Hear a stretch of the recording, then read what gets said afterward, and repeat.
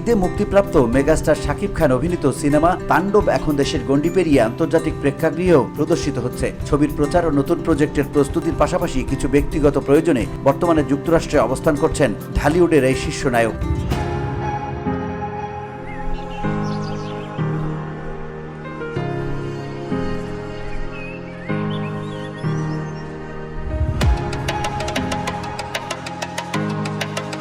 সম্প্রতি একাধিক নতুন চলচ্চিত্রে চুক্তিবদ্ধ হয়েছেন শাকিব খান। এরপর গত 13 জুলাই যুক্তরাষ্ট্রের উদ্দেশ্যে ঢাকা ছাড়েন মেগাস্টার। এর সপ্তাহ 2 পর ছেলে শেহজাদ খান বীরকে নিয়ে সন্তানের বাবার কাছে উড়াল দিলেন চিত্রনায়িকা শবনম বুবলী। জানা গেছে গত বৃহস্পতিবার যুক্তরাষ্ট্রে রওনা হন তারা।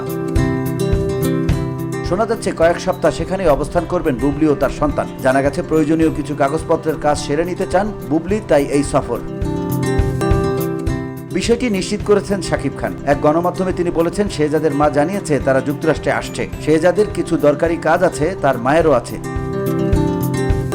শাকিব আরও যোগ করেন, শেহজাদকেও সেভাবেই সময় দিব, যেমনটা এর আগে এখানে আব্রাহামকেও সময় দিয়েছিলাম। সবার কাছে আমি প্রিয় তারকা হলেও আব্রাহাম ও শেহজাদের কাছে আমি তাদের বাবা।